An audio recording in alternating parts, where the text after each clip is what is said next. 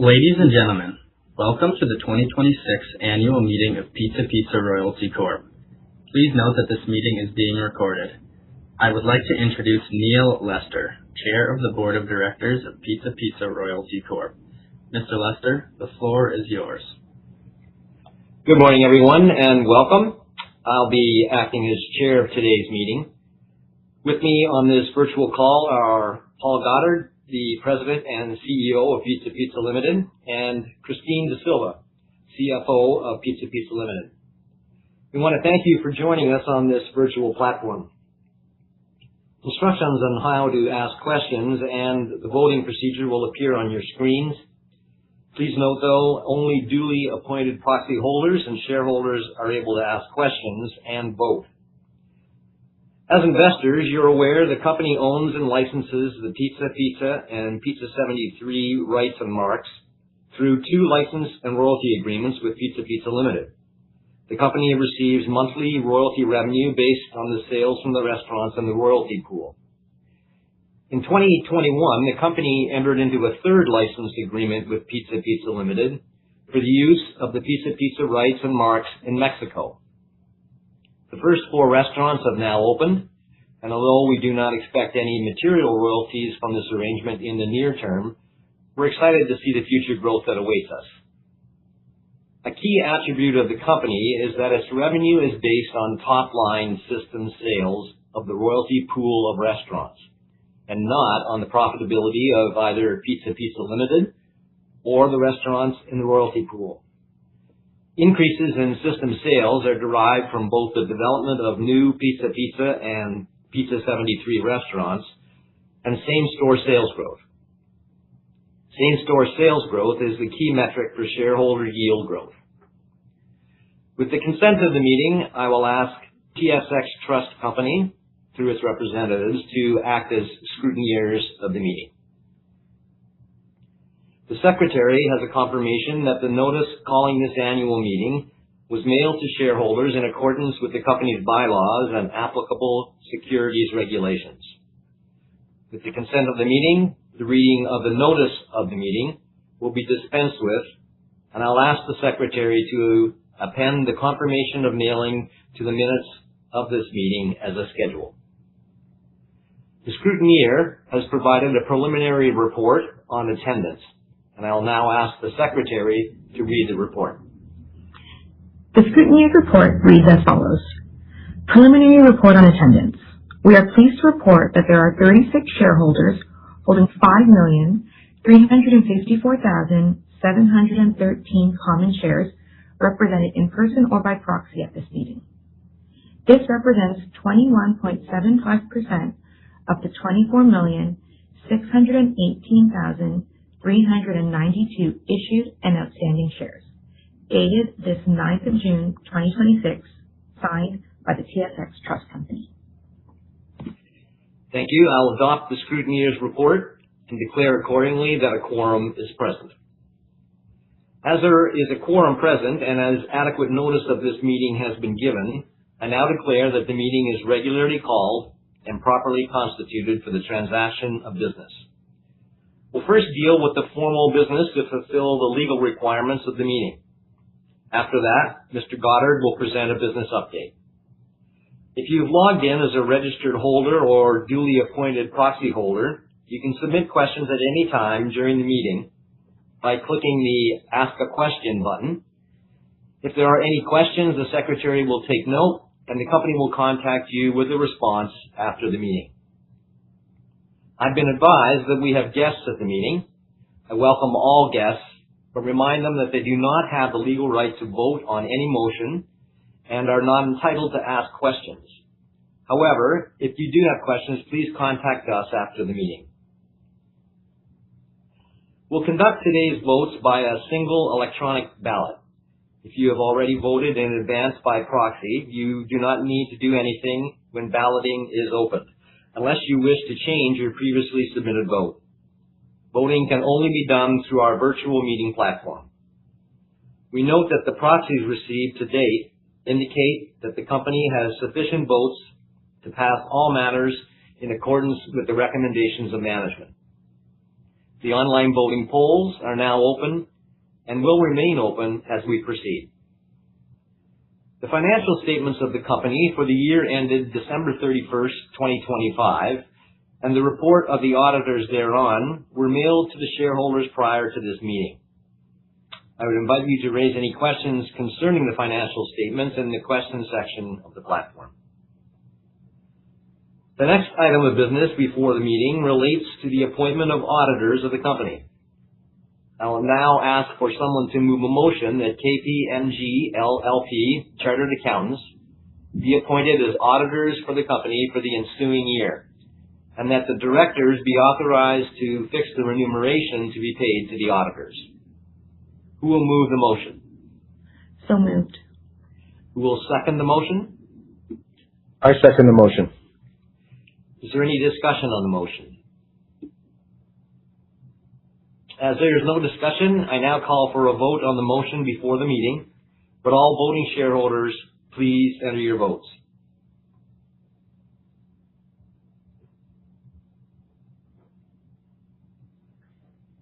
It is now in order to proceed with the nomination and election of directors. The number of independent directors of the company has been fixed at 5 for the coming year. This meeting is now open for nominations for election as a director for the ensuing year.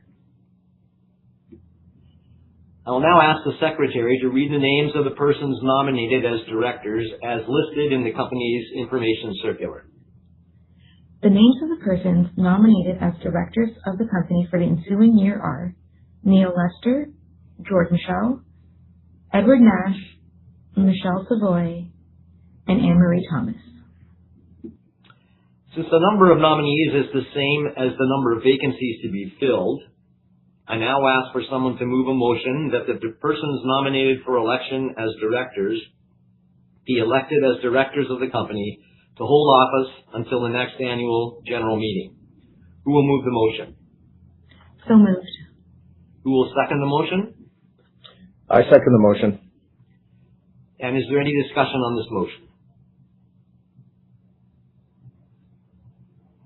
As there's no discussion, I now call for a vote on the motion before the meeting.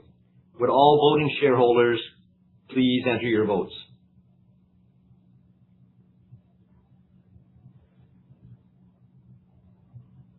Proxies representing the shares were submitted in advance of the meeting. We will report the specific voting results when we receive the scrutineer's formal report, but the preliminary count shows a majority support for each resolution. Voting is now closed. Based on the preliminary report of the scrutineers, proxies were received from a sufficient number of shares relative to the votes cast at the meeting, such that I declare that all the resolutions have been carried as follows. I declare that the motion on the appointment of the corporation's auditors has passed, and I declare each of the 5 nominees to the board of directors elected. I hereby direct that a copy of the scrutineer's final voting results be appended to the minutes of the meeting. That concludes our formal business. I wish to thank you for attending, and I now declare the formal part of the meeting to be terminated. I would now like to call upon the Chief Executive Officer of Pizza Pizza Limited to review the business of the company and Pizza Pizza Limited. As a cautionary note, the presentation may contain forward-looking statements. Investors should be aware that any forward-looking statements are subject to risks and uncertainties that could cause actual results, performance, or achievements of the company and Pizza Pizza Limited to differ materially from those disclosed here today. We are also adopting the cautionary language regarding forward-looking statements that is set out in the company's annual information form, to which we refer you for additional details concerning the risks, uncertainties, and assumptions relating to our forward-looking statements. With that, I am pleased to introduce Mr. Paul Goddard, President and CEO of Pizza Pizza. Thank you, Neil, and good morning, everyone. Welcome to our annual general meeting. To kick things off, I will say that 2025 was not without its challenges, but despite a difficult industry-wide backdrop, We achieved growth in our restaurant network and overall positive sales growth, and I'm eager to share our business and financial update with you today. Before I discuss our financial results, I wanted to quickly review the corporate structure and key pieces of shareholder information for any new shareholders or guests here today.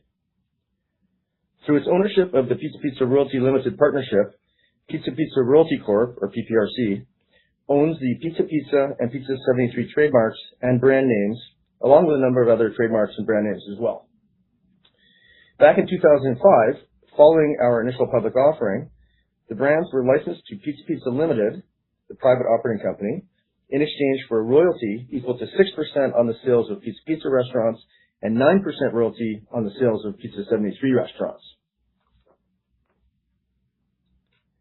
Now, to briefly explain the royalty stream, as you see here, the company, and by that I specifically mean Pizza Pizza Royalty Corp, or PPRC, receives royalty and interest income and pays administrative expenses, interest on its credit facility, and taxes. As a reminder, the company has no employees nor capital expenditures, so after the basic expenses I just mentioned, all remaining cash is available for distribution to shareholders. The company, as a top-line royalty corp, is insulated from the operating results of the private company, Pizza Pizza Limited, and its restaurants. The success of Pizza Pizza Royalty Corp is driven by the operating company's ability, that is, Pizza Pizza Limited's ability, to grow sales through same-store sales growth and new store openings. We also want to provide you a brief overview of some key pieces of important shareholder information.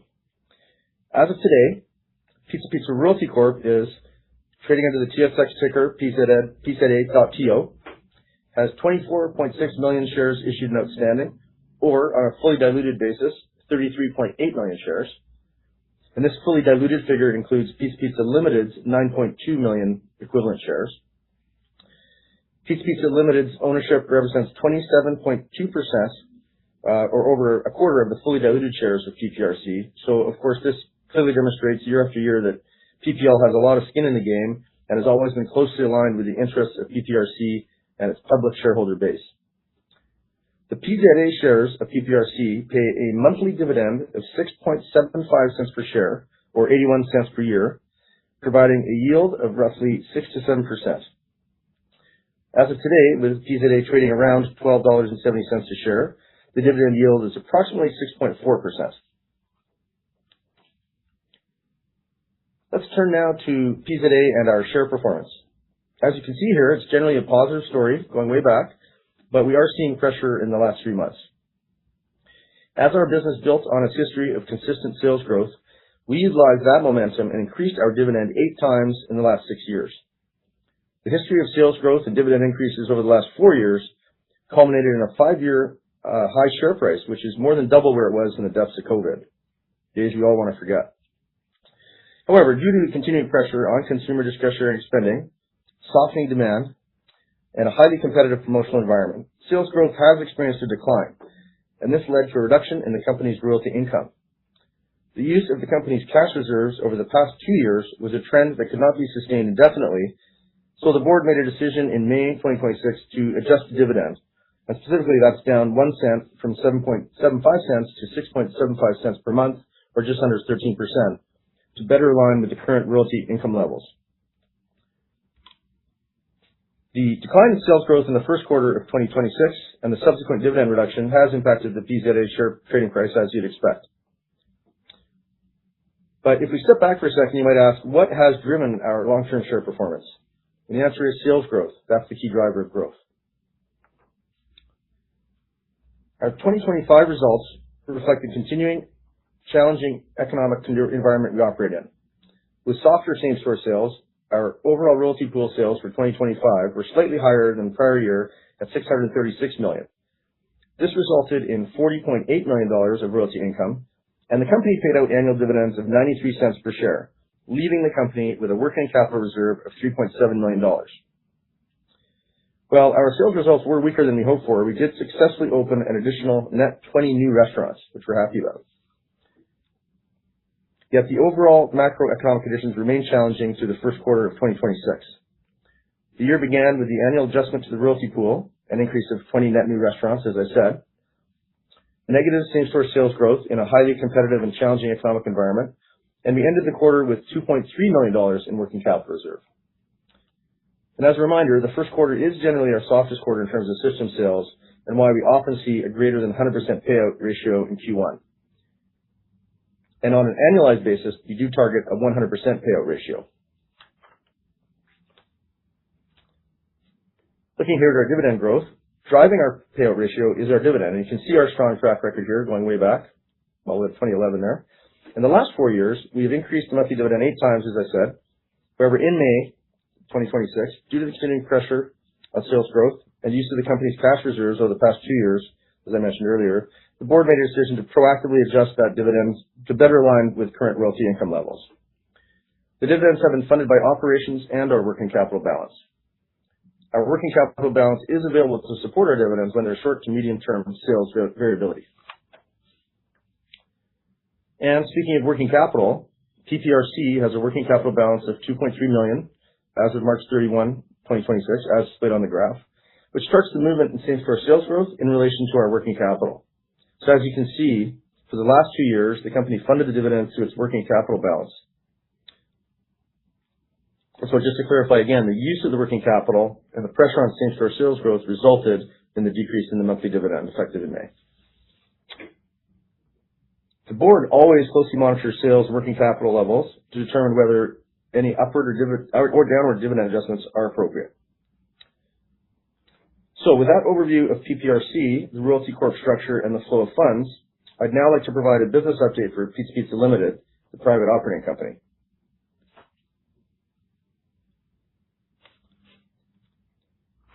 As a reminder, Pizza Pizza Limited is the private operating company, not public, and the success of the Royalty Corp depends on the operating company's ability to maintain and increase restaurant system sales, both through new restaurant openings and increases in same-store sales.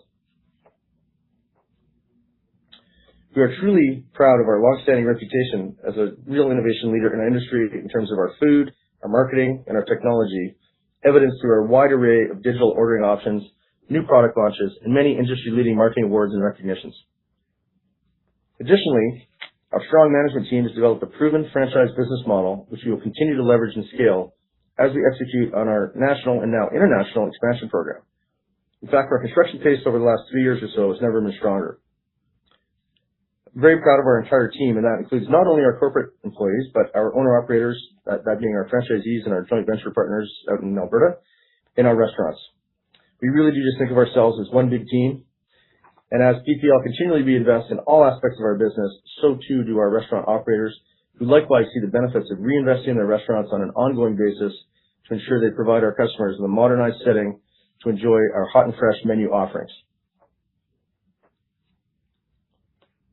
For our newer investors, I wanted to highlight our 3 key brands. Pizza Pizza, which operates across the entire country, is our main brand, while Pizza 73, our sister brand that was acquired in 2007, operates primarily in Alberta. And lastly, our newest sister brand, PZA Pizzeria, a gourmet-oriented express brand, is our new international expansion brand. Within our primary 2 Canadian brands, we have both traditional and non-traditional locations.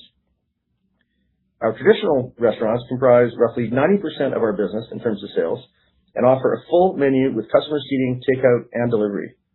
These restaurants are usually located in high-traffic areas that are easily accessible.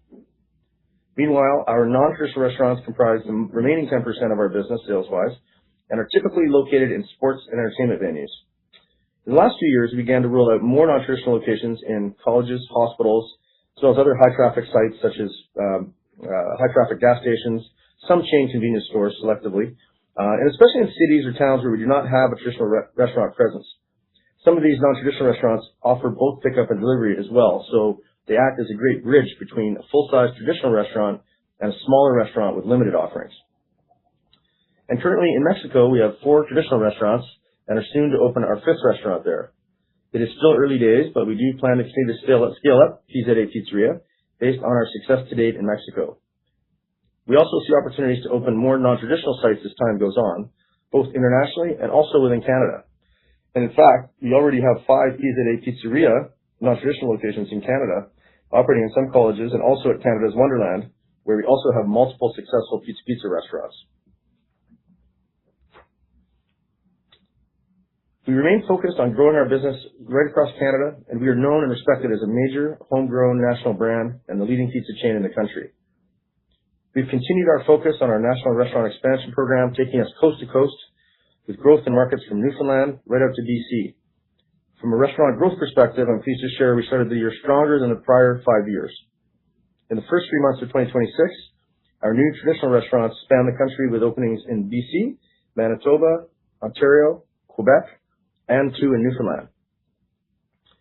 Having the ability to interact with our customers through our expansive restaurant footprint across Canada, whether it's through our wide delivery network or in-store, ensures that we are able to reach customers in all metropolitan areas across Canada. And in fact, our restaurant locations are within a 10-minute drive of 60% of Canadian households.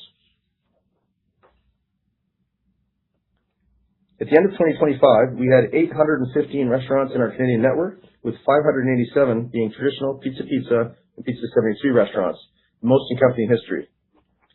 We have almost 50% more sites than we had at the time of our IPO in 2005. During 2025, Pizza opened 12 traditional restaurants and 20 non-traditional Pizza locations, and opened 5 traditional Pizza 73 restaurants. The new restaurants were opened across most provinces Pizza operates in, including BC, Quebec, Ontario, Alberta, Manitoba, and Atlantic Canada. During the year, 3 traditional and 11 non-traditional Pizza restaurants closed, and 5 traditional Pizza 73 restaurants closed permanently.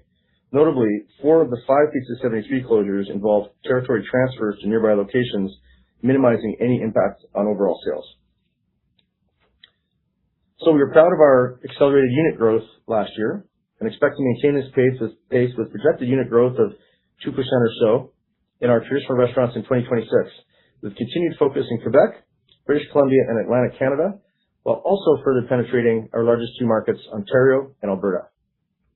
However, we continue to take a very disciplined approach, carefully selecting locations and formats to ensure long-term profitability, particularly in the context of rising costs. As you may recall, in November 2021, we entered into an international franchise agreement with partners based in Mexico to expand our footprint internationally for the first time, and in 2023, we opened our first restaurants. We're happy with the growth of the first 4 stores they're achieving, and we're excited about the long-term potential of this high-growth, high-pizza consuming market. We will see more sites built in Mexico and are encouraged by our early success there. Mexicans are clearly loving our delicious pizza and other menu items such as chicken and fries. In fact, since the successful launch of our restaurants in Mexico, we've been approached by multiple potential partners regarding further international expansion.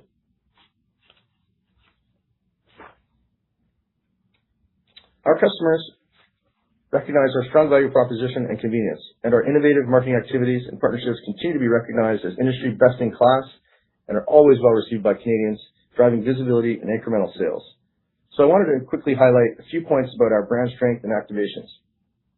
In terms of building our brands, Pizza Limited is unique in that our exceptional in-house marketing team manages a spend that is approaching $30 million annually and funded entirely by our restaurants.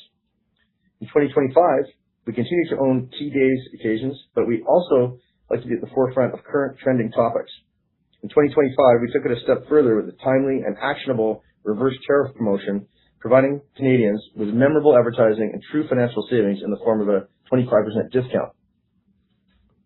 In addition to ongoing media executions highlighting our brand, value, convenience, and menu innovations through billboards and social media, we integrated our campaign messaging into key sports partnerships. Our well-known and loved Score a Slice and Score a Pie promotions at our partner arenas across the country are well established. So in the first quarter of 2026, we leveraged our sponsorships with the Principe Recipe at Pizza 73, a product endorsement with the legendary Gene Principe. Our partnership with the Blue Jays superstar Vladimir Guerrero Jr. literally and figuratively hit it out of the park in the fourth quarter of 2025. The campaign featured our double XL 18-inch 3-topping pizza at a value price point of $19.99, giving Canadians across the country a large, shareable, and affordable pizza to enjoy during the games. This promotion exemplified how we effectively leverage brand partnerships while reinforcing our value propositions. At Pizza, our in-house research and development team is always looking to introduce new, high-quality menu additions based on relevant consumer trends. We've always been an early adopter, and we were the first to introduce a cauliflower crust and a keto crust. Continuously refreshing the pizza category with new crusts, recipes, and toppings brings new life to our pizza menu and represents the investments we continuously make in our food quality. We're also known for our non-pizza food innovations, such as our range of poutines, unique chicken offerings, and famous dipping sauces. In addition, as shown in these few quick examples you see here, we are continuously looking at items that complement our core pizza offerings, such as our 2 for $5 pre-rolls, new innovations with our stuffed crust offerings, the fun volcano dipper pizza, and our new chicken tender offerings at both brands. And even with that level of quality and innovation, we maintain our value to customers. We know that customers are very value conscious, particularly at this time, given food inflation and the challenging macroeconomic environment. So we have to find the right balance of perceived value for money. In achieving this, we promote key specials and introduce new products at price points that attract customers. Many of our marketing messages are centered around our always-on value offerings that resonate with consumers, including our Double XL pizza, our Plenty for 20 offer, and our $5 slice and drink offer, in addition to our always-on walk-in and pickup specials. Supporting our top-line sales is a robust network of infrastructure. Over the years, we've built and invested in our platforms and our company for the future. The largest single investment we've made has been in our digital ordering platforms. Going right back to circa 2009, Pizza Pizza clearly saw how critical it would be to develop an industry-leading iPhone app and website and invest in our end-to-end digital platforms. No other pizza player in Canada has more digital channels for hungry customers to choose from, so no one is more convenient or able to capitalize on this digital e-commerce momentum in the pizza quick service sector. Our continuous IT investment and strategy showed their value during the pandemic and post-pandemic periods as our online ordering platforms performed exceedingly well, having been active for years, while others in the industry struggled to develop their own as quickly as possible. We also developed contactless ordering and pre-tipping features within our app very quickly and our website within mere days of the pandemic starting, which showed our team's capability and agility as well. And we continue to be extremely fast when it comes to putting in new changes and enhancements to our system. And most recently, we launched a similarly new website and app at Pizza 73, allowing our customers to have an even smoother, faster, more enjoyable ordering experience. And in 2026, we are working on a new website and loyalty program, newly enhanced for Pizza Pizza. So stay tuned there. Customer delivery and pickup orders transacted through our array of digital ordering platforms account for approximately 2/3 of all orders, and this percentage will only continue to increase, benefiting our customers, our company, and our franchisees. Additionally, we invested in AI infrastructure heavily with partners such as Google and others that provide, for instance, in one case, intelligent delivery order tracking within our app with a slick live mapping interface for our customers so they can see where the delivery person is on a map as they approach their location. And of course, we'll meet our famous delivery time guarantee with 40 minutes or free. Our customers right across Canada love how they can so easily track exactly where their delivery driver is, follow them along their route, and have the additional comfort of having a uniform pizza delivery person bringing in their hot and fresh pizza order. Meanwhile, other pizza players rely solely on third-party aggregators to provide this type of functionality and detailed visual tracking. Over the last 3 years, we have seen a shift in customer behavior, with customers moving increasingly to pickup orders. And with 800 plus locations across Canada, we are ideally positioned to capture all audiences, especially those looking to save on delivery, tip, and other surcharges that many companies charge. Our in-store pickup channel has grown steadily over the last 4 years and is at the highest sales level it has ever been at. When customers visit our restaurants, they also see and appreciate our renovated, refreshed new look as well. And we believe that ambiance and overall experience is a cut above the competition and really speaks to our emphasis on quality and continuous evolution as a brand. And we're proud to say that over 95% of our restaurants feature our hot and fresh new look. As you can see here, here's a quick look at some of our store interiors. And we're committed to ensuring the store experience is one that keeps customers coming back when coupled with our extensive menu, industry-leading apps and website, and our friendly in-store team who are there to deliver on our vision of all the best food made especially for you. And we're very proud of our franchise system, and we work as one team right alongside our franchise, as I said earlier. For the past 13 consecutive years, the Canadian Franchise Association has awarded Pizza Pizza the Franchisee's Choice Award, a huge vote of confidence from our restaurant operators. This franchise relationship is absolutely key to our record of strong growth and also our future growth. In 2023, we were named the champion for diversity and inclusion by Canadian Franchise Association and Brand of the Year by Strategy Magazine. Additionally, in the last 3 years, we were recognized as one of Canada's most admired corporate cultures and one of Canada's Canada's certified great places to work, a true testament to the commitment, impact, and passion of our team. And in April 2025, and again in April 2026, we were ranked the #1 franchise in Canada by Elite Franchise Awards. That's 2 consecutive years. Another award we're extremely proud of that speaks for itself.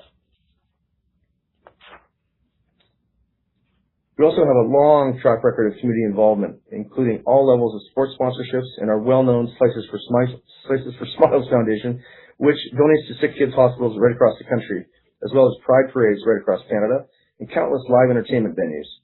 We're particularly proud of our pioneering sponsorship with the PWHL in 2024 as part of our strategy to connect with sports fans right across the country.